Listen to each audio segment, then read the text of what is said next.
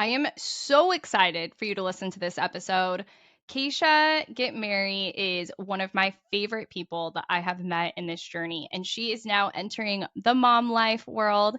She is expecting her first baby boy in November, and I am super excited to bring her on and have her chat about her journey up to this point, how she's stepping into motherhood, how she's navigated so many things along the way in life, and just so much more. Kacia is a life enthusiast. She is the wife. As I said, she's a mom to be, multi passionate entrepreneur, speaker, podcaster, event host, and she also invests in real estate with her husband, Sina. Her podcast, Empower Her, is one of the top rated personal growth podcasts with over 9 million downloads and an engaged community of women who connect with Kacia's high vibe energy, transparency, and this come with me, let's figure it out together approach to life and business. Kacia is obsessed with curating spaces for women to connect in person through live events, which we have a really exciting announcement about at the end of this episode, retreats, and even building out properties like her Airbnbs in Denver, designed for girls' trips, bachelorettes, and so much more. She is also so passionate about helping women get their voices out into the world and has helped hundreds of women launch and grow their own podcasts through her podcasting programs. She believes that our days are numbered here and we don't know the count, so she is on a mission to help women build lives they are obsessed with. We talk about what this journey has looked like from Kacia working at Google to network marketing to now being a full time entrepreneur, how her husband shifted from dentistry to entrepreneurship as well, how they've navigated friends coming along with them and not, and so much more. This episode is so juicy, so good. Focus, listen in. We talk about how she's stepping into motherhood, some things that she is carrying with her. And honestly, this might be one of my favorite episodes yet. Kacia, beyond excited to have you here. Can't even put it into words. You are just like one of my favorite people I've met on this journey because like your energy, your heart, and also just like how you show up in the world. Can't even say enough about it. And I could go on for hours. So I'm going to jump right in with a question that speaks to that. I want to know, how have you balanced staying like an authentic, real human being along with your success of over 9 million downloads on your podcast, really successful business, and just showing up still as Keish at the end of the day? Oh, Kelsey, thank you so much. What a sweet intro. That means a lot to me because I do think that we have to recognize as humans, us showing up to be a fully expressed version of ourselves is then giving other people permission to do the same. And I honestly think that when I started in the entrepreneurial space back in 2014, I was like, at the time I was working in IT project management and engineering recruiting. So I was trying to shove this like big personality into my pencil skirt. And I remember feeling like I had to really be different versions of me all the time. Mm-hmm. And now at this stage in my entrepreneurial journey and podcasting and everything, I do feel like I get to show up as myself, but I didn't put the pressure on myself to figure out how to do that unapologetically right away. Because sometimes I think we put that pressure, like it's like a light switch. Like you hear people say like, be yourself, be authentic, show up on Instagram stories, do all these things. And it's like, oh my gosh, I don't know how to be the person that I am behind closed doors when I'm just starting. So I treated it more like a dimmer switch where I just slowly started to be more and more myself to the point that now in whatever capacity I meet someone in, I'm going to be the same person.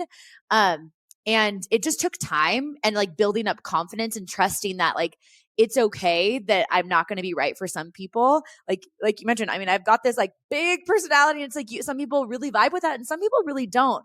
But it's not my job to try and water myself down to cater towards everyone. It's my job to really step up and show people that that's possible, but also just because it's a lot of energy to be a human sometimes. Yeah. And going around pretending to be something, that just feels like a lot of pressure that I'm not going to put on myself, Yeah. What does that balance look like, though, when you're not ready to share with your online community what is happening behind closed doors? Because I think sometimes people step into this space where they either have a following or a business or they're sharing life, and all of a sudden they feel like they have to share everything even when they don't want to. How has that shown up for you? So I think when something is a very like open wound or it's something that you're navigating and there's not something teachable from it that you feel like you can speak to, like that's when you know you're not ready to share about that. And some things just don't need to be shared about. It's interesting because I'm very open with my community. Like the whole brand around Empower Her is very like, come with me, let's figure out life together. But I'm also like private in a lot of ways of what's going on in my day to day. So it's kind of being selective about what facets, like if you think about yourself, like this overarching person, you've got all these silos to your brand, to your personality, to your life. Some people are comfortable talking about business and talking about maybe their relationship, but they don't want to talk about their kids. Or, you know, for me right now, I'm loving talking about my pregnancy and talking about my business, but I'm not always talking about everything that's going on like in my family, right? In my like with my parents or something. So it's kind of like being selective about what you want to share about and then asking yourself the question like, is this something that I feel like there's something teachable that could like educate, entertain, inspire, and it feels fun for me? Like I really follow my intuition of like what brings me joy as a compass. And then I also am willing to like test things out. So like something that I'm passionate about right now in my life is like this investing journey, like starting to invest in more companies and investing in real estate. But that's not something that the Empower Her brand that I've built for years had heard me talk about. So it's this new evolution. So I'm catching myself even like wanting to be open about little things that I'm interested in to see just how I feel talking about it. And I'm very aware of like how things make me feel, how people make me feel. And I'm constantly taking inventory. And I think like as you put your reps in of sharing different parts of your life online, you start to recognize like, am I doing this because I think I quote unquote should do this? Or am I doing this because I'm actually passionate about it? If you're passionate about it, talk about it. If you're not, don't talk about it. That's literally it, you know? 100%. And this brings me back to when I was in my job and I started finding passions and things outside of work. And I felt like I was trying to fit that all in that pencil skirt, just like you said. How did you navigate that when you were in your role at Google and then you stepped into network marketing? I have a feeling you weren't just like on your project management team with these engineers being like, hey, you guys want to try this? Do you know what I'm doing after work? How did you balance that transition of like those two identities being real, but also knowing sometimes they don't overlap? Yes. Oh, that's such a great question. So some people talk about this idea of like jump and like hope the net appears, especially if you're building a business or you're doing that. That is never how I've talked about entrepreneurship in general. I've actually always talked about it like adding another stream of fulfillment on the side and then being curious about how that can like lead you in a different direction.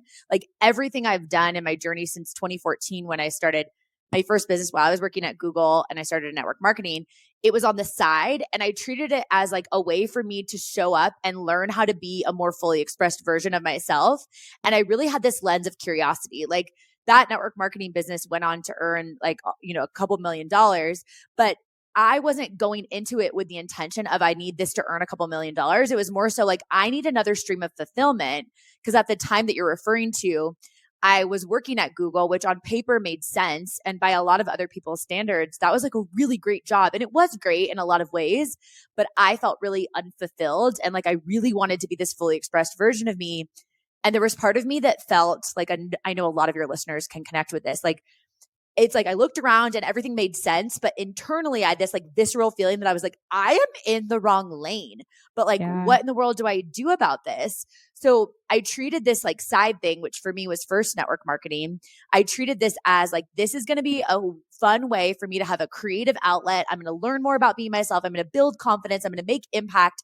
I didn't have the expectations or this like pressure on myself to make it into this big full-time thing or this big couple $100,000 a year thing. Like that's so much pressure that I think sometimes we start something and then we get so dang focused on the end goal that we forget that we have to put our reps in to build confidence and to build up the coping mechanisms and the skills and the confidence to actually sustain the big vision. So I just really don't put so much pressure on myself in the early stages. And everything that I've done still to this point is always on the side. Like even when I was doing network marketing and that was a full-time income, I started my podcast on the side because I knew that wasn't fulfilling for me anymore, but I didn't put the pressure on, okay, now you need to close the door on this and you need to create something completely new because then you come from this like very scarcity place. People can feel that, but more importantly, you're the person that you're spending every single second with of every single day. So you want to make sure that you're doing something that is still lighting you up. And I think that's a way to not put so much pressure on, you know? Yeah. And if you change your mind, right? To be able to go back and do it. So starting network marketing on the side, but then growing it to multi-million dollars. Talk about that transition period where the thing that was fun in an outlet becomes really hard work. Yeah. I mean, it's so interesting because you start something new. And then for anyone listening in that's a big visionary like you and I are, Kels, it's like you've got this big vision of where you want to go, but then you have this big space between where you are now and how you're going to get there. And often when we're in that beginning stage, it's like you're labeling that space as overwhelming or intimidating, or you're asking yourself all these crappy questions, worried about like how you're going to get there and wanting it to come more quickly. Because, we live in this like instant gratification, Amazon Prime culture where we're socialized to believe if you get something more quickly, then it's more desirable. But I've always been really focused on like, how can I support myself knowing that every single time that I stumble or something doesn't go according to plan, that's helping me like fall down so I can then get myself back up and build the grit and the resilience and the resourcefulness, all the skills that I'm going to need to maintain that big vision. So it's all working for me. It doesn't mean that it's fun, because I would so much rather, have those seasons of like rainbows, butterflies, like crushing it. But if I'm really honest with myself, I love those seasons, but I'm not learning anything that's going to help support me and that future vision. And, moving into even this season of being pregnant right now and, with our first baby, I'm looking at like a lot of these parallels where I have no idea what that's going to be like. And that's okay with me, because right now I'm like, I have built confidence and belief in my ability to figure things out along the way, because I've done so many things at this point in my career that I had no idea how in the world I was going to do it. But here I am on the other side. And, to the listeners that are hearing that, it's like, so often when we're doing something new, we get really like paralyzed in fear, or we run into that first roadblock or the resistance and we're like, I don't know what to do. And then we panic. But it's like, look to your past. There's so many things that you've done that you had no idea how in the hell you were going to do it, but you figured it out. And this you'll figure out too. But it's just like going back to this place of like, this is all serving me. I need those seasons of resistance to teach me things that I can't possibly learn when I'm crushing it. So it's like, I just make sure that I remind myself that, so I don't panic and like spiral downwards and then ugly cry on my bathroom floor too many times. Yeah. And, you've been with Sina for such a long time, and it kind of reminds me, I met my husband in college as well. Yeah. And the transition of like at the college party to where you become parents and how your relationship grows and you grow together and you transition, like you can't be prepared the same way that night that you meet to where you grow. Your relationship evolves, you evolve, you get new experiences. And some days you're going to have days that aren't just like you frolicking in lust and love, and it's going to be more difficult, but you look back at the things that you've built together and overcome. And I see this like period of where that relates to motherhood and growing a business and in your career and everything else. So going back to being in the corporate space and transitioning into network marketing and then going into your business, what was the feedback from the outside? Because I can imagine that there were a lot of conversations going on. How did you navigate that? So it's interesting because I think there's always some sort of risk that you're navigating. And for me, early on, like we're talking 2014 network marketing and putting yourself out there on social media, which was not as common as it is today.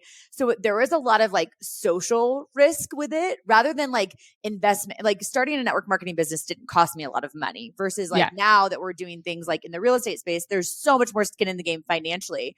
But back then it was so much more social risk and no proof that I could look back on in the past and say, see, last time I did this thing or followed my gut, it worked out. It was that first time. So it's like, oh my gosh, so overwhelming. So I didn't like have as much confidence in myself when I first started. So I was so much more receptive to feedback than I am now, good or bad, right? Like I was so much more fragile because I was like this like baby bird, like trying to figure it out. And I remember so many people were like, why can't you just be happy with like what you have? Like you have this awesome job, especially when I was working at Google. And one of the biggest like people that was really difficult for me was a close friend of ours, like a really close friend of Sina's, that was just like not supportive at all. And I had to really like learn a hard lesson of like, number one, am I showing support to this person the way that I want them to support me, even if I'm in the entrepreneurial space and they're in the corporate world? Like am I being the type of friend that I want to be? Okay, cool. Check that off. Like I was like, okay, I feel good about this. And I was like, it's not up to like somebody else to support me, for me to decide that that's a prerequisite for me to go for it. But in fact, what can I learn about this resistance, and how can I use that as a fuel source to be like, even if this person super close to me doesn't get it and isn't supporting me, do I still want to do this? And the answer was yes. And also even asking myself, like, this person who I'm like craving their support, why is it that I need their validation?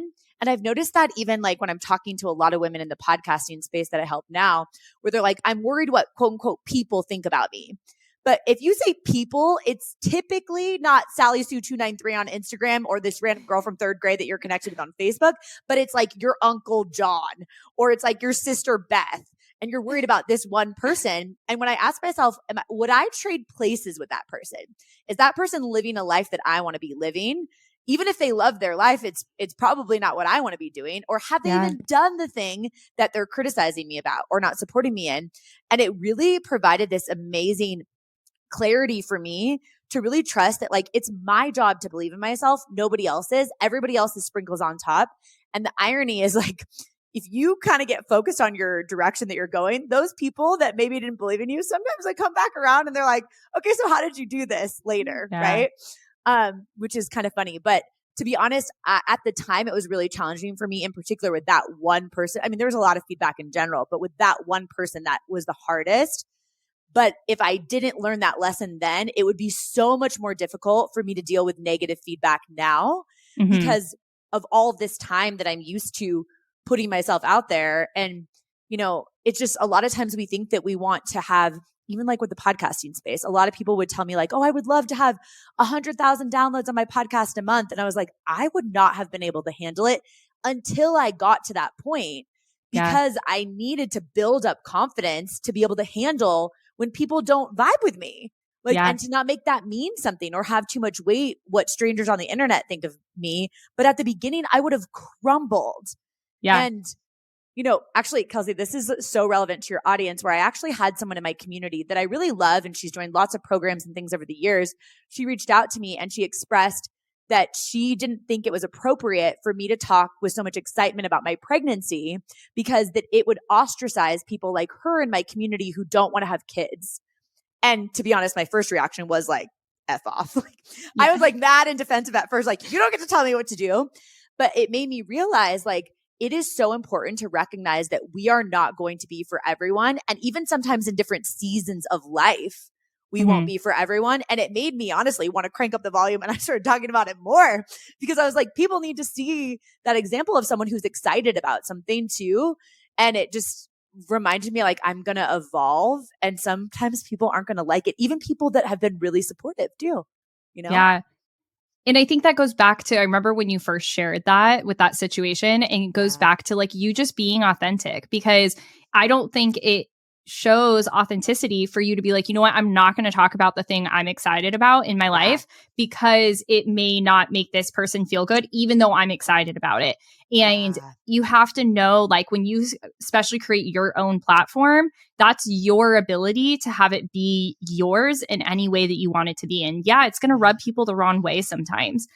When it goes back to your friend that didn't necessarily understand network marketing and you taking that step, you are such an energetic, come along with me person. How do you find that balance of knowing some people aren't going to come along? Like, how do you get yourself to be like, I'm so excited, I want to bring everyone with me, but some people just aren't going to come? So I think what helps me is, like, as strange as this sounds, like, the fragility of life in general is always on the forefront of my mind. And like, you know this, Kels, but for people listening, I lost 2 friends at age 30, and then my husband lost his dad last year. And so I just think about the fact that I literally only have one shot here. And it sounds so like Pinteresty quote of like, our days are numbered here and we don't know the count, but like, truly our days are numbered here and we don't know the count. So I think that my job as a human is, like, I was gifted this vision, and part of this vision that I was gifted is to be this fully expressed version of me and to have this transparency in this brand. I feel really called to do this, like, come with me type of thing. It doesn't necessarily mean come with me because you have to agree with me, or come with me because you're in the same stage of life as me, but more so I want to be this person that can be this, like, unapologetic reminder of other people of, like, it can be messy and it can be fun and it can be, you can be all over the place. You can make up words and you can still build a large podcast and you can do whatever the hell feels aligned for you.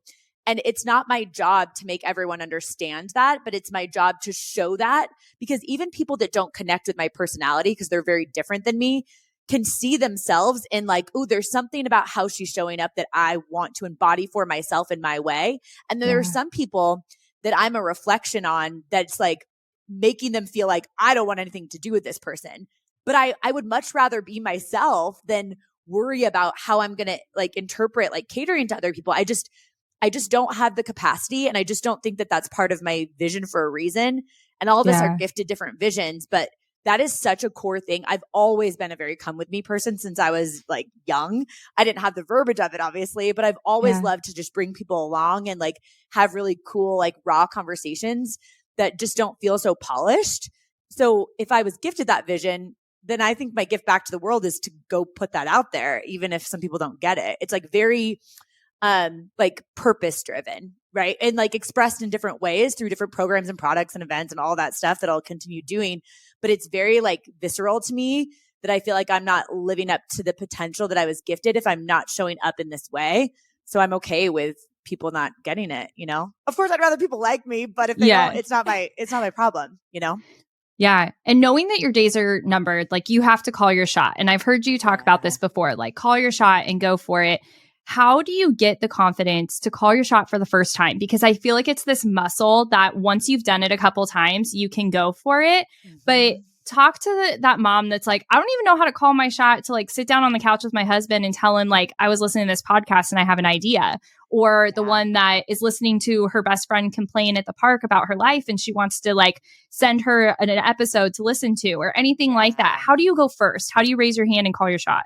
I think we just recognize that it is going to feel so painfully uncomfortable the first time. And there is no way around that. And nobody gets to skip the first time. And sometimes that's what I think can be really unhelpful, actually, is when there's a lot of people that are in the entrepreneurial space, for example, giving advice of how they build their business now or how they call their shot now, making it seem like it's easy versus like, I remember like, you know, call like things that I've called my shot on where I'm like so sweaty and I feel like I'm literally going to vomit or like poop my pants or something. And it's so uncomfortable. But now it's just part of like how I do things. Like it's part, I mean, I talked about on my podcast how I really want to be on the Drew Barrymore show. Like I just like said that randomly and it's like things just roll off my tongue now that I just say out loud and I have no idea like I don't even like have a screening mechanism for like the things that I'm saying. But I think early on, if we understand that it feels extremely uncomfortable and we normalize it through conversations like this, that nobody gets to skip that stage and Oprah herself, I guarantee you, she's never been on my podcast before, but eventually when she is, I'll ask her this, but I guarantee you she was so sweaty and awkward calling her shot on her first job that she wanted or the network that she wanted to build. So I think if we just number one, like normalize it and then recognize that when we have an idea, if we can get ourselves to take one tiny little action, it doesn't have to be something massive. Maybe there's someone right now that say you want to run a half marathon, probably can't run a half marathon tomorrow, but you absolutely can find a half marathon and sign up for that half marathon and then loop somebody in on that vision of what you want to do and get that dopamine hit. Like, what can I do in the next 24 hours to move the needle forward? Who can I loop in on this? Like, what conversation can I have? And then keep that promise to yourself because that's a massive confidence deposit in your bucket if you're the person who follows through on that thing. So from a tactical perspective, I honestly think if there's someone listening into this right now, it's like in the next 24 hours, not next week, not when you get around to it, not when the kids go back to school, not when it's convenient. Literally, what can you do in 24 hours with this vision that you have?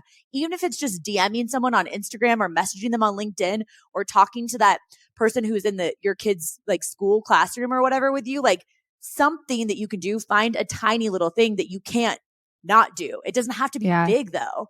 You know what I mean? It has to be small actually. So you can be like, okay, I did that. And now you have one thing that you can look back on and see, okay, I did that thing. Now I can do the next thing. Yeah, I love that. You have built such an amazing network with the women that you support and also your own peers and who you connect with. What is a piece of advice for connecting with the person above you, expanding your network and calling your shot in that way? Because there's a right way to do it and a wrong way to do it. What are some things that you've learned and ways that you wish people would connect with you? Yeah. So I think one of the things that people like underestimate is really important is asking like yourself, how can I add value to this particular person? And even if you don't feel like you can add value, it's like sharing things that they're doing, like on your podcast, on your social media, like finding a way that you can like support them with no expectations that they're going to support you. Right. Like I even think about one of like now friends of mine and, became my first real business mentor, Chris Harder. Like I would shout out his podcast and share stuff about what he was doing. And then I reached out to him, called my shot and said, hey, I want to be in your mastermind. You had to make $500,000 a year to be in this mastermind. I didn't even have a business outside of network marketing. And I was like, I'm going to do this and I'm going to come back to you.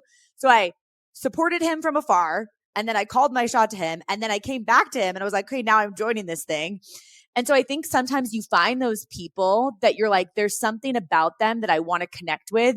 And you literally just decide that these are the people that I'm going to support. And that's how you get on people's radar. But also being willing to like craft your own lane, right? Because now at this point, even with you and your podcast, like you can bring people onto your show that maybe before the podcast, you didn't have a platform that you could connect with them, right? Versus me, I can get some people on my show that I couldn't like have paid to talk to early on, but I had a platform that I could bring them onto.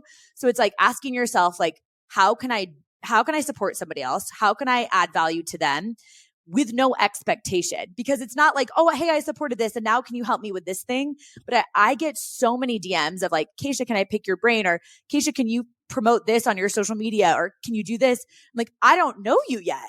There's no trust or credibility. And it's not that I'm not willing to do it, but we have no relationship yet. So like, if you actually genuinely focus on adding value and creating real relationships and then creating like things with your current peers, like so often we get caught up in like, oh, I want to be working with this particular person. And at this stage, it's like, collaborate with who's around you right now and like understand that that's the community that you guys get to support and hype each other up as you're all growing and building, rather than setting your sights on, we'll just use Oprah as an example. Like I can only do this until I do it with Oprah. It's like, there are so many amazing people that you could connect with right now, but like, don't disregard them, like join forces with them and all support each other and everybody goes up, you know? Yeah. And it brings me back to like when you said we were talking about your friendships and you're like, am I being this friend? Yeah. The first thing I thought about when you were saying that is like, if you're hoping that your friend, your kid has this specific type of friend, or you wish you had this specific mom friend, how are you nurturing the relationships you already have? Even outside of business and saying, oh, I want to work with Oprah, figuring out your business friends. But if you're like, gosh, I just wish I had a mom friend like this, or I wish I had this person in my life, how are you nurturing the people that are there? And how are you looking for the opportunities that you do have? And something I admire so much about you is as you've grown, you have some really solid friends that have been in your life forever. I remember going to your first event and like almost all your volunteers were friends that you've carried with you throughout life. How have you balanced building this life and business that maybe most of them may not even understand, or maybe they do now, and also nurturing those relationships on the way?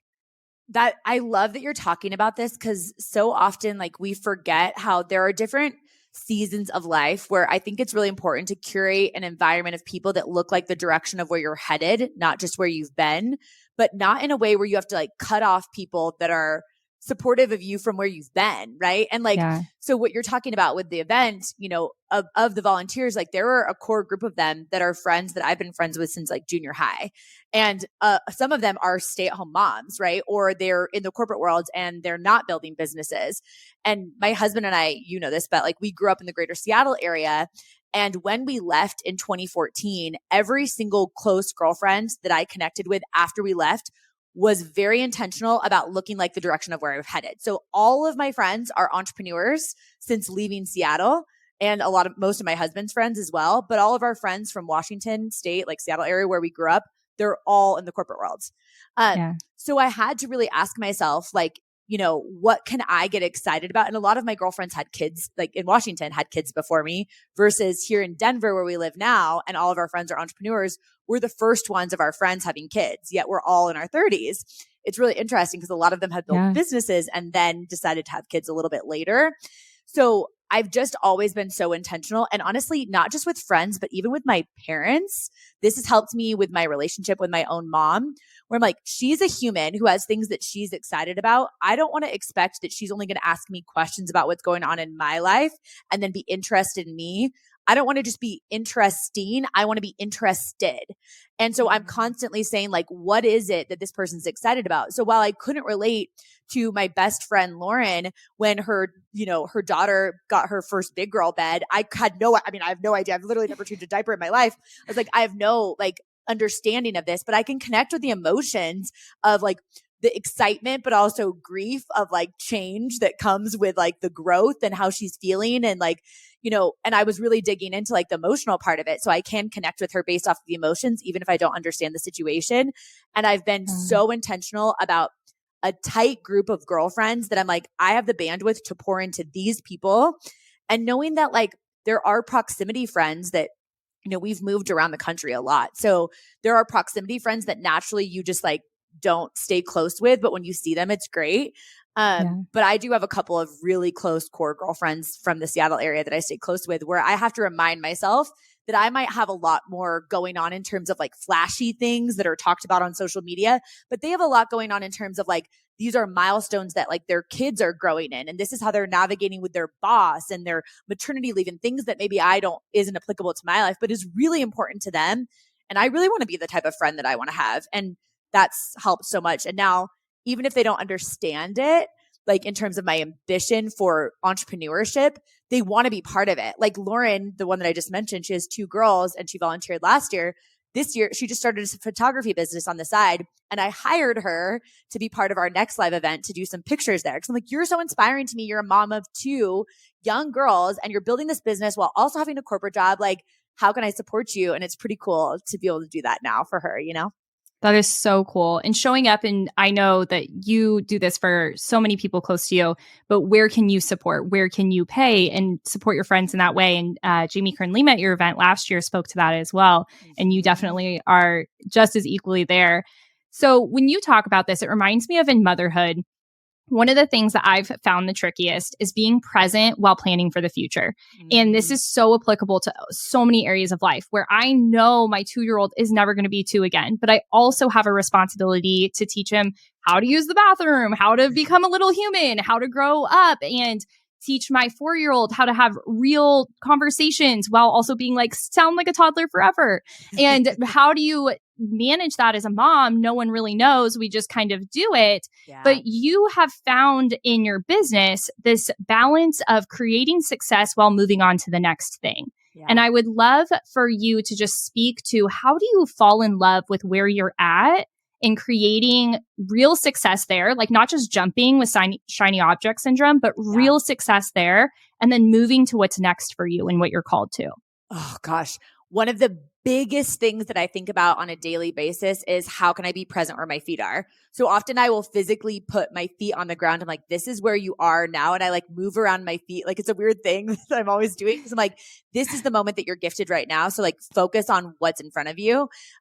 Because I am such an excitable person. And I know so many moms are going to connect to this way more, but like 800 tabs open in your brain. I can only imagine I'm probably going to have 1,800 tabs open when I actually have a human that I'm responsible for.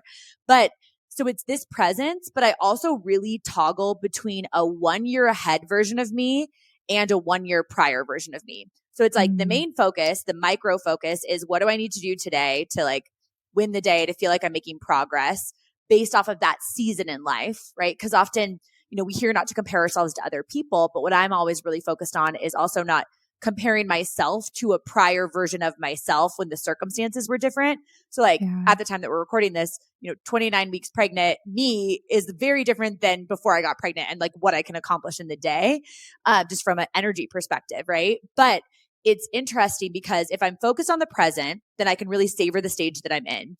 But I also will consciously toggle back to 1 year prior and recognize that I'm currently living out a prior version of me's dreams. So I can have so much gratitude for even the mundane, unsexy things, or to really manage my own anxiety to go into gratitude, which there is some weird anxieties that have come up with being pregnant, obviously, like as you're growing a human. And like, this is also new to me, where like the gratitude grounds me. And I think any of us can do that. Like, look at you 1 year ago and be like, oh my gosh, there are doors opening that I'm like, or walking through, that a prior version of me would have been like, how in the world is this even happening? So I have so much like gratitude and like this childlike wonder of like what's coming next. And then I think very consciously, especially from a business perspective, and even moving into the season of knowing that we wanted to have kids, is I was like, how could I set myself up now and keep showing up so that 1 year ahead of me version of me is going to like her Tuesdays? And that was something very consciously that I thought about with us moving into this season of wanting to be parents, is like, I don't know exactly what maternity leave will be like. I don't know what my birth will be like. I don't know. There's a lot of like big question marks, but I do know that 1 year ago version of me was already thinking about that and thinking, how can I create more optionality for that person? So it's like present where your feet are, toggling backwards to give yourself confidence and gratitude, but then still thinking like, how is me showing up now connecting to the life that I want to have just 1 year from now? Because 5 years from now often like gets me too like overwhelmed, because I feel like the world is like your oyster. You can like, what do I want to do in 5 years? I have no idea. Yeah. But like all these big visions are important, but it's still like having this very tactical way that I do this on a daily basis. Where like I'll sit down, I'm present where my feet are, and I'm like, oh my gosh, this is so cool that you get to do this today. And like, how is this contributing to 1 year from now? Yeah. And super tactically, is that Yeah. you like journaling? Is that you sitting down and just consciously asking yourself those questions? Is it subconscious at this point? What does that actually look like? It's pretty subconscious, but what I do on a daily basis that I've done every day since 2014, when I first started my business, is in the morning when I brush my teeth, because, you know, my husband used to be a dentist. So we're big on the full like sonic care rotation. So every morning I'm asking myself, like, what am I excited about for today? And I do this, like, I mean, this is literally every single day I've done this, because I always brush my teeth in the morning. I like to habit stack on things that I for sure know I'm going to do. Like I'll never do habit stack on washing my hair, because like, who knows how often I'm going to wash my hair. But I know I'm going to brush my teeth. So anyways, I'm brushing my teeth and I'm thinking about what I'm excited about for today and like priming my brain, because in positive psychology, I love this concept that it's like, you're not responsible for your first thought, which could be you waking up in the morning feeling like I didn't sleep well, or like, oh, I'm frustrated, or like, this is what I have going on today. But you're responsible for your second thought. And so by the time I get from my bed into my bathroom and I'm brushing my teeth, which is the first thing I do, then I'm starting to then prime my brain to get excited. And then at the end of the day, when I brush my teeth before bed, I have that 2 minutes again where I'm thinking about what I'm proud of myself for, to really build up that confidence, which helps me as an entrepreneur, but it also helps me manage anxiety for unknown seasons where like, I just believe in my ability to figure things out. I believe that I'm resourceful enough, because it's like every single day since 2014, we're talking 9.5 years, I've consciously looked for ways that I'm proud of myself. And it's not external things. It's not like, you made X amount with this launch, or you got this speaker, or you did this cool thing. It's like you sat down and you wrote out copy when it would have been really easy for you to just put this off. You had a tough conversation. You answered this phone call and you handled this with grace. You did XYZ, things that maybe other people wouldn't even acknowledge as wins or gold star things, but they're big to me. And, you know, for moms, it's like you handled this conversation, or you would have reacted in this way, but you talked this way instead. You had this tough conversation with your significant other, or whatever that looks like. And you have 2 minutes. That's all it is, right? It's not this huge journaling practice. It's not this cold shower and like all these a million things. It's like practically in your day of something that you know you're going to do. And that's literally the only thing that I can guarantee I'm going to do every day is brush my teeth. I love that. And that's super tangible, because you can do it no matter what. And we all have a lot of variables in our life. So making sure that we can actually execute is super, super important. Yeah. So I can't help but think about when you go back, you're in college, you meet Sina, and he probably had no idea what he was signing up for, where you're at today.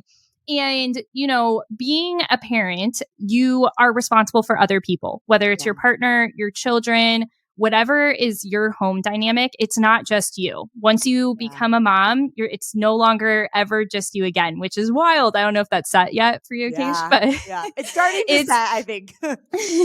But it's crazy. But there is something really cool about growing with your partner and growing with your children. And I would love for you to talk a little bit about what that's looked like behind the scenes.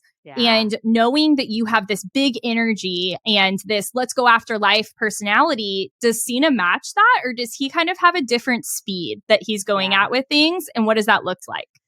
It's funny because we met, you know, in college when we were both 19. And I mean, it's just so wild to think of how much we've grown over the last like 14 years together.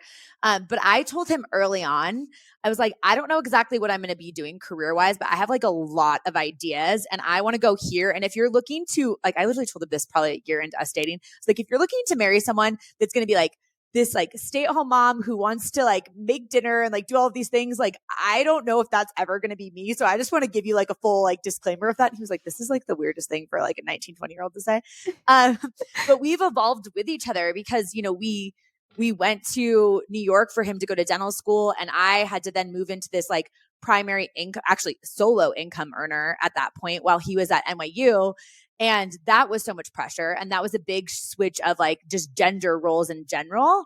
Yeah. I have made, I mean, up until this point now that he's doing a lot of stuff with the real estate, but I have been like the primary income earner. So that creates an interesting dichotomy. But on top of that, I think like what's been really cool is we've both been really supportive of each other, figuring out how to grow as individuals while intentionally growing together. And that's always been the forefront of our mind, and navigating all of these new chapters. Because one of the biggest, most difficult chapters for us was in 2021, right before we got married. So we dated for 13 years before we got married. In 2021, he decided to leave dentistry, which was so exciting because I wanted him to jump into this entrepreneurial space.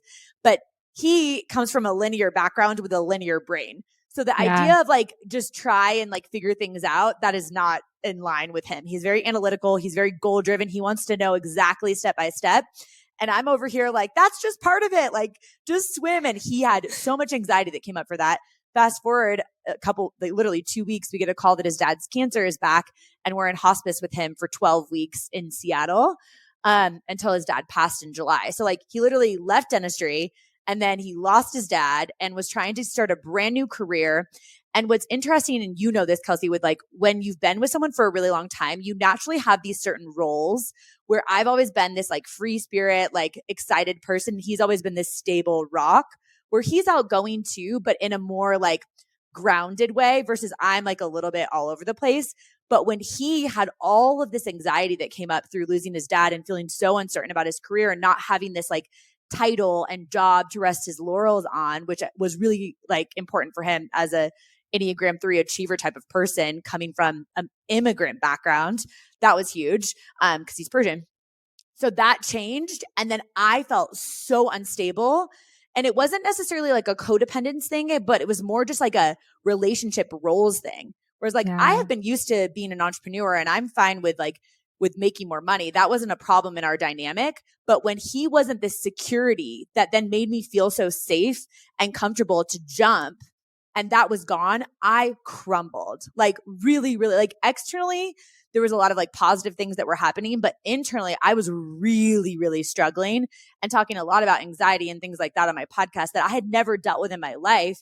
And part of it was because of this dynamic, because you are so ingrained, like spending so much time together, growing up together, best friends, doing all of these things. But honestly, those seasons are like what really built this foundation that is making me so excited to parent with him, because I love how different he is than me. Like, I think I add this like adventure and excitement, and I'm going to like be this like hype for our little boy. But I think he's going to provide this like really amazing example through how he shows up and how he takes care of me and how he loves his wife, and that our son gets to grow up with that. And we both grew up with divorced parents. So it's like, it's been so cool to get to evolve. But it's been so challenging to get to evolve. But now looking at this stage, you know, because we had a lot of pressure early on we dated for so long before we got married. And so many people are like, your ovaries aren't getting any younger. Like, are you going to have babies? And like so many people externally, like, when are you guys getting married? When are you going to have kids? And I'm so grateful sitting here at 33 years old, him being 34, that we're having our first baby now, because I'm like, we got to this stage where this made sense for us and the choices that we wanted to make.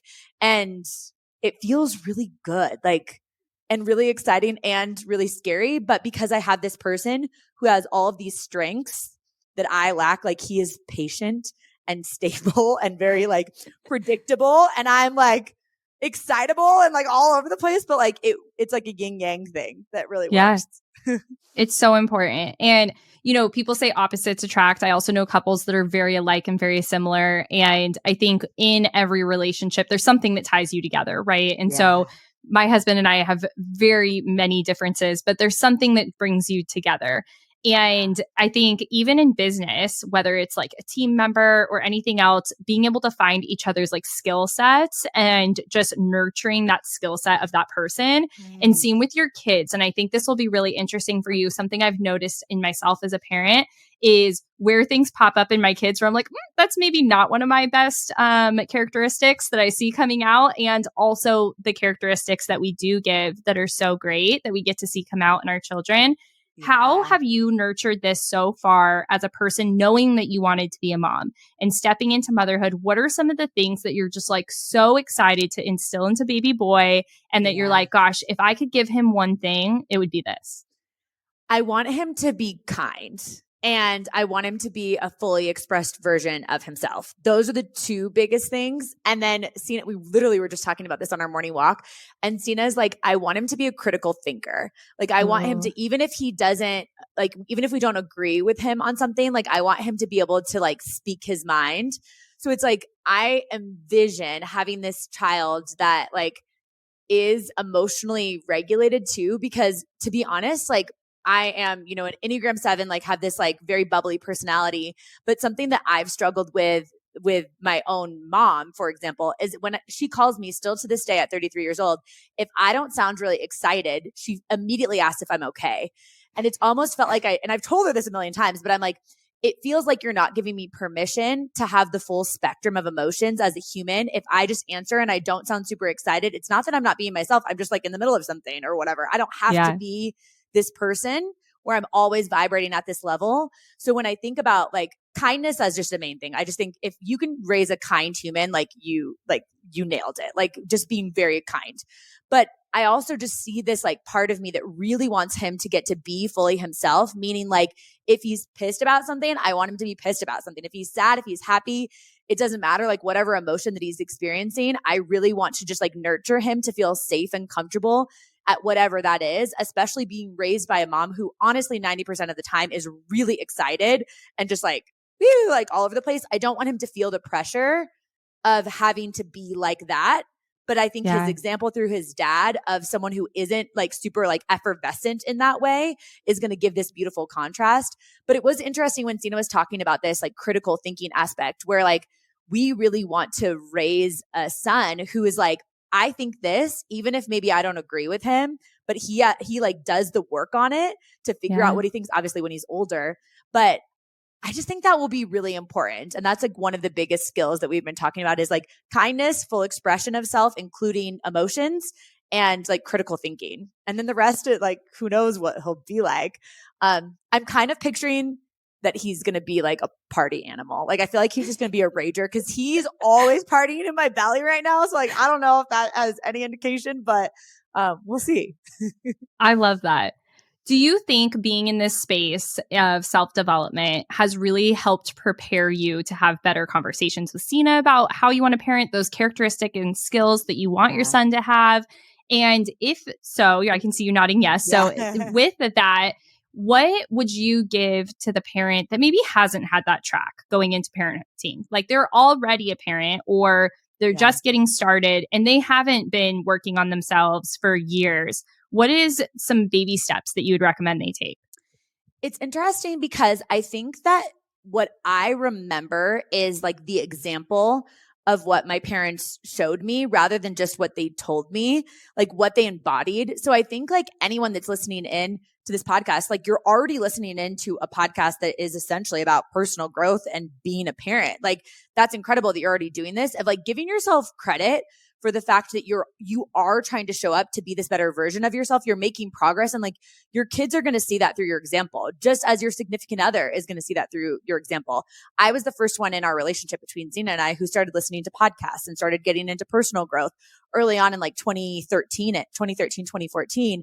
And he just saw me start to like be more articulate with my emotions and to be more excited and just like dream bigger and have this more expansive mindset that naturally he was kind of like, like I'm interested in that too. And then he jumped on board. And I would just think that, obviously I don't know what it's like to be a parent, but I do think that like so much of like our example is through how we embody it. So I think number one is just like, if you don't feel like you have had a huge personal growth journey yet, like give yourself grace because you are right now, like you're listening to this podcast and you're working on yourself. But one thing that I really want to do with our son is like, I want to be really honest, like when I make mistakes or, really making sure that he sees me like apologize because I value my relationship more than my ego. Every Yeah. relationship, not every relationship, my close relationships more than my ego. And so like, I want him to actually see me make mistakes too. And I don't want to have this pressure. And I'm very intentional about this. And like I mentioned earlier, even my relationship with my mom, what really helped me with getting so close with her now is instead of putting her on a pedestal of this expectation of how like a mom, quote unquote, should be, or putting my husband on this pedestal of how a husband, quote unquote, should be or should act based off that role. I don't want that pressure on myself of being a mom that's always going to get it right, because that's just not possible, obviously. But I do think there's a lot that comes from the humility of showing up as a human and being willing to say like, hey, I got frustrated about this and this is why I did that. And I can envision myself having those conversations very early on when I am making mistakes, as I will. And I think that dialogue is really important, and I think could be really valuable for him to get to see imperfect parents that love each other and create this safe environment for him. But he also knows that it's okay to make mistakes, Like mistakes matter. I feel like mistakes need to be talked about too, and like even celebrated, of like, oh, like I did this, but look at how I grew from it or whatever. Yeah, I absolutely love that. One of my favorite things right now is my 2-year-old. He gets really upset sometimes. And we've really focused on like taking deep breaths. And we did it with our oldest too, but a little bit later because I entered this space when he was a little bit older. Yeah. And so our 2-year-old, even just the other day, like he now on his own without being prompted, he'll get really upset and he'll just stop and he'll take a big deep breath. And it has made me like so happy and so proud. And I think it's just like any little thing that you can do to be like, okay, what do I need? And how can I teach my kids how to implement that as well? At the end of the day, I know I am so far from a perfect parent, but if I can just keep trying to be like, okay, what would I need or have needed? And how can I help guide them? That's when I look back and I'm like, okay, we're trying, we're evolving, we're doing something. So I love that's such good advice, like to like parent yourself too, of like, okay, what would I need? Like, I'm gonna put that one in my back pocket. Yeah, because I think we forget at the end of the day, sure, we have more tools as an adult and we have more experience, but going back to just like you were saying of what you want to see in a mom and what you've loved about that relationship and things that have grown and evolved. Yeah. So just coming back to that and like allowing that permission for ourselves, like what would I want in myself? So looking at ourselves that way. So a couple more questions. I know this has been such a good conversation, but one thing that I super admire about right now, and you're right in the thick of it, is you're planning for maternity leave. And you have some very specific decisions you're making, boundaries you're setting, things you're putting in place. I'd love for you to just walk us through what you think is working really well to set you up for success, and maybe some things that have been really hard and you're still kind of trying to figure out. Yes. Oh gosh, it's such a mix of emotions because at the time that we're recording this, I am trying to not make a decision for a future version of me that I don't know who she is yet, because I understand the magnitude of becoming a mom and that there are so many things that I have no idea, that I have absolutely zero control over in terms of how the birth will go, how like, I want to breastfeed. So like, how is that going to go? Like, what's this going to look like? How is this going to affect, like, what's their sleeping going to be like? And how is that going to affect me? Yada, yada, yada. So it's like, I'm trying right now to, my desire for like excitement in this current stage of me wants to say yes to all of these things that are coming up even after he's born. But my like wanting to protect this space that I've worked so hard to create, the fact that I even have, it's like such a gift to even have the opportunity to really just like close down whatever I want to close down for as much time, honestly, just fully transparently, as much time as I really want to, I can. And that in itself is such a state of like privilege and such a blessing. But I've also worked really hard to get to this place that I don't want to move through it just on to the next thing, because I know I'm not going to ever get this back. It's like, we want to have 2 kids. But it's like the first one, our first time having a baby together in this new house that we're renovating right now, and like being in this season in our marriage, that's the happiest season we've ever had in our marriage. And I'm like, I'll never get this back. And I don't think that I'm going to look back and regret like, oh, I didn't launch this program 6 weeks earlier and make X amount of dollars. And so I'm trying to be really cognizant of that, because the version of me now wants to say yes to everything, because I'm in this mode of just excitement, feeling like I'm on a rocket ship. But it's also this really interesting time, because, at the time that we're recording this, I'm like 6 weeks out from a big live event. And after that, I'm kind of slowing things down on purpose. So it's this toggle. And I've been really intentional about curating an environment of people that look like the direction of where I'm headed. So I catch myself like really only listening to podcasts like of women in business that are also moms, because I just think that like they can speak to things that people that aren't moms can't speak to. And it's no offense to not moms, because like I've been that for years, right? Yeah. But that's what I'm looking for. And I'm actually intentionally like curating a space of like conversations with a couple of my close girlfriends that are entrepreneurs that just had babies like in the last 4 months, and like really tapping into like, how are you feeling? So you're on week 3 of maternity leave. Like, what's that like? And just kind of, using other people's experience, but also knowing I'm going to have my own unique experience. And then one of the big things that I decided was like, I try and think about that future version of me. I'm like, what type of support is she going to need? So 2 tactical things that I did. One was I looked at my business and I was like, in a perfect situation in this stage of life, what am I actually going to need? So I'm very aware that I'm going to need to hire someone locally, which I've never had someone work locally with me, to Denver that can like be physically around to set up things so that, now I'm recognizing that an hour of me setting up for a retreat is an hour away from our baby. And it's like, I only want to do the things that require to be done by me. So I'm already catching myself wanting to think about how can I outsource more? But then on the other side of it, I also know that I still am going to be myself. I know that I'm still going to want to continue to build the business and brand and make the impacts that I'm making. So I intentionally joined a mastermind that I know there's women that are building 7-figure plus businesses that are going to be part of this, that are also at the same stage of life where they're all moms. So I'm like, thinking about what a future version of me needs, anticipating what that is, but then also knowing I have no idea what the hell I'm doing. So it's like, even with like the birth plan, and Kelsey, we'll be talking about this when I'm like close to birth, but it's like, I've got this plan, but I also know that the plan is that the plan might not go according to plan. So my plan is no plan, but it's one plan too. So here I am, just like trying to figure it out as I go. And I think that's life, right? That's what we've talked about this whole time is like, you don't know what else is there for you until you get there. You had no idea you would be in this space like when you first jumped into your next thing. And that is motherhood. Yeah, you have no idea each step. You just try to figure it out and you move forward. Kacia, thank you so much for being here. I have two questions left for you. Yeah. But before we get to them, all the places that people can find you. And we have a special announcement at the end of this. One way you can connect with both of us in person, but where can they go follow you right now? I love you, Kelsey. I could literally talk to you for 25 hours straight. So there's that. So my favorite social media platform is Instagram. It's Kacia Ghetmiri. Most tricky name, but Kacia. You'll find me. And then Empower Her is my podcast every Monday and Thursday. That's my favorite platform. And then I have a text community where I send out little like inspo texts every week. And it's a really cool way for us to get to connect and just, I love getting to connect also outside of social media. So you can text the word START to 512-548-2728. 512-548-2728 if you want to join that text community. So those are the fun ways to connect. Oh gosh, so good. And your podcast is seriously the best. I love that it's this balance of just like education and moving you forward, but also like girlfriend pep talk and everything that you need in between. Absolutely love it. So definitely go dive in. Before we get to our exciting announcement and giveaway, 2 questions for you. What is one thing that you want baby boy to know? You have the characteristics that you want him to carry, but when he comes back and he listens to all the places mom's been before him, I want you to leave him a little love note message, something that you hope he knows. It's weird because maybe this is my hormones, but I literally almost cried when you asked that question for some reason. It just came up of like how wanted he is. Like, I am so excited because, it's funny because we actually envisioned for whatever reason that we were going to have a girl.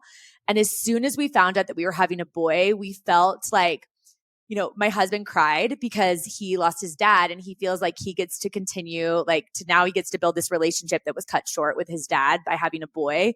And I have never been so excited that I feel like I'm gifted this like adventurous side. And like, I love playing in the dirt. And I like, am just envisioning like this relationship that I'll get to have with a little boy that I had never pictured before. Cause for whatever reason, I thought it was going to be a girl, but it's like, he is so wanted and we're so excited and we'll figure out life together, but it's just like, I've never been so excited for anything in my entire life. And I've done some cool things that have been really amazing, but like literally my eyes are watering because I'm just like, I cannot wait to meet him and like all of the things that he's going to teach me, and that like we just get to like be like, I have this like built-in buddy forever. Like I can't, it's just, he's so wanted. Like that's what I want him to know. Like we want you and we're going to love the crap out of you and we're going to try and be the best parents that we can. And I like can't even wait. You're going to be such a good mom, Case. You already are. Oh, thank you. Oh my gosh, I'm so excited for you. Outside of welcoming little baby boy, because obviously I know you're excited about that. What is something else that is just lighting you up right now that is a big goal that you're super excited about? I'm really excited about just this. I'm obviously this stage of life, but also really being at this place where I am like finding other passions and letting myself be really multi-passionate, right? So it's like I help podcasters and I do events and I do these speaking, and I've been really just curious about like what are the other things that I'm mildly interested in and how can I start tapping into that? I can see myself doing that like in the hobby space, but also even just like as my husband and I are starting to invest in like real estate and we've started to really make some moves in that direction, and just letting myself like be this fully expressed version of someone who has all of these passions. Cause I think we feel a lot of pressure to be like, what's my one thing or what's the thing that I like need to focus on? And I'm like, you can be so many different things. And I feel like I'm in this major evolution that if you were to say, Keish, like what's happening in 2024, it's like, I have some ideas, but I'm also like purposely leaving this space for a question mark to say like, I don't know what I'm going to be mildly curious about that I can then try and decide if I want to continue moving forward with. And like this space feels very free and flowy. And I'm excited to lean more into it because I don't know exactly what's to come, but I feel like it's going to be really good. I love that. So good. All right. Exciting announcement. Tell us about Empower Her Live. I'm going to go ahead and rip off the Band-Aid that we are going to give away a ticket to Empower Her Live. So anyone that shares this episode, either a takeaway, a screenshot, however you want to share it, you can review both the Empower Her podcast and the Mama Has Goals podcast. Share something on social media. Send it to your stories and tag Kacia, and I will put all the details in the show notes to spell it all out for you. But we want to see you live in Denver. So I was there last year. I know how amazing it is. I can tell you all about it. But Kacia, tell us some of the secrets, the giveaways, the things that we want to be there for. It's interesting because you know this, Kels, but for anyone listening into this, there's so much power in being physically in person with a bunch of women that are vibrating at this level where they really care about supporting each other. And what's cool about the Empower Her community is it is this very come with me, let's figure out life together type of community. But the values are transparency and just like being raw and being real and not feeling like you have to be this like polished version of yourself all the time, but it's like come as you are, very like community, like I've got your back. And I love that about our community. And we have an epic lineup of speakers, and I could like list off speakers that you're just like, what in the world, which is so cool. But I think a lot of people lead with speakers when really it's about like getting to be physically in the room for 3 days, especially women in this community, where it's like you go through your life and you have all of these responsibilities. And like, I can imagine it's like, you don't even go to the bathroom without someone being like, mom.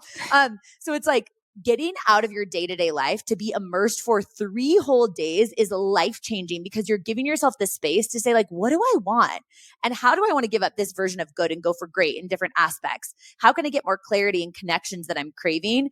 And so I think there's something about the fact that it's like September 22nd through the 24th. It starts Friday night and it goes through Sunday, action-packed with all of these different opportunities to connect, but also these different speakers that really lets you like get in. Because you know, when you go on vacation, like the first day or even the second day, you're not fully in. So like the 3-day thing just really like gets you in.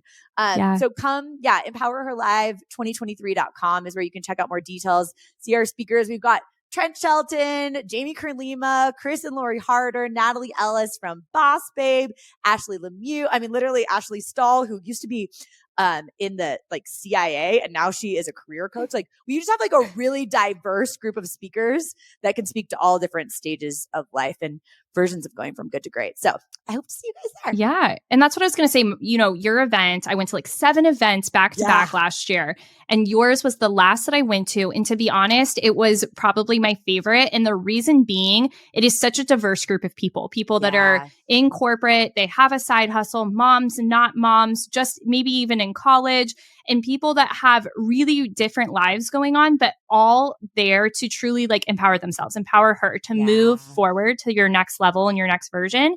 and to be able to just like unapologetically but authentically show up. It is the most authentic and transparent and real community and real event that I have been to. It is the most real group of people. I met the most quality connections of people through your group. So I just am a huge, huge fan of that. So enter the giveaway and we will see you there. I'm super excited to be there and see you bumping on stage, literally. Yeah, 34 weeks pregnant. I'm going to look like I ate a basketball. I can't wait. Oh my gosh. Kacia, thanks so much for being here. Thank you. Could talk to you all day, like you said. Girl. I appreciate you. Thank you, babe. Well, thank you so much. I think we're stopping here. We might still be recording. She'll have to cut it.